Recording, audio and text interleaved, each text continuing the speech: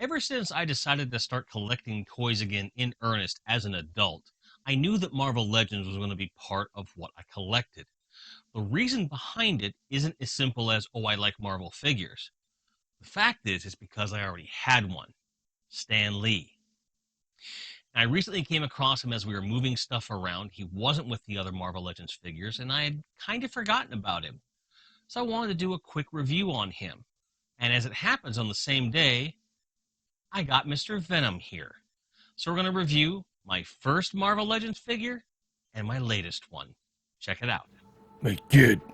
Yeah, you. Everyone thinks toys are fun, but this is a channel for adults.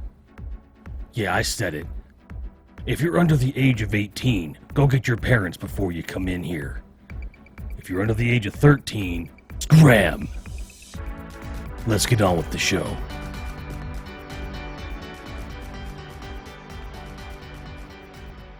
When the pandemic hit in early 2020, I didn't have much disposable income at all.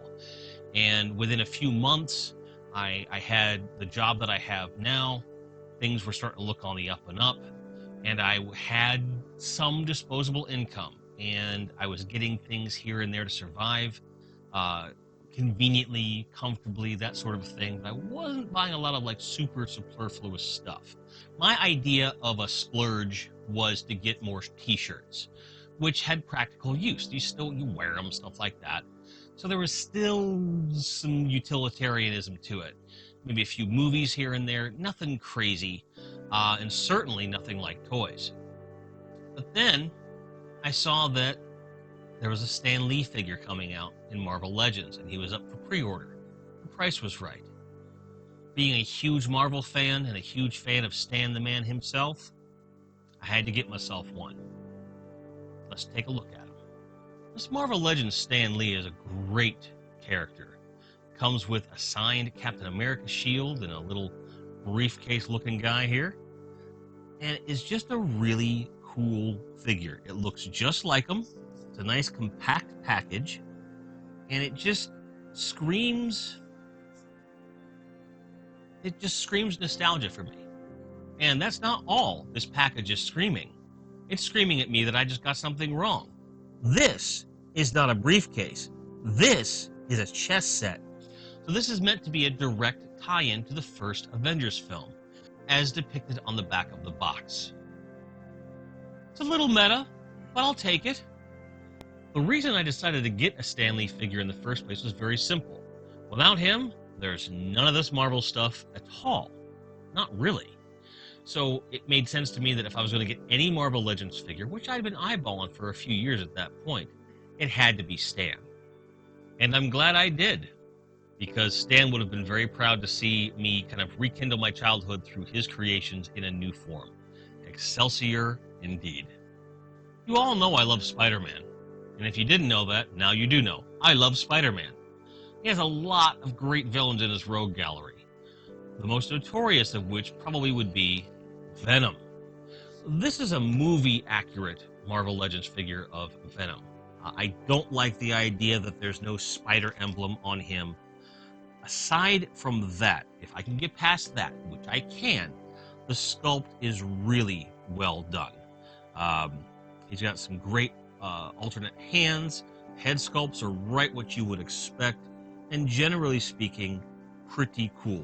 So the figure is kind of a hybrid in design of the later comic book designs, some of the comic designs that I grew to love with the character, and the film that Sony did a few years ago.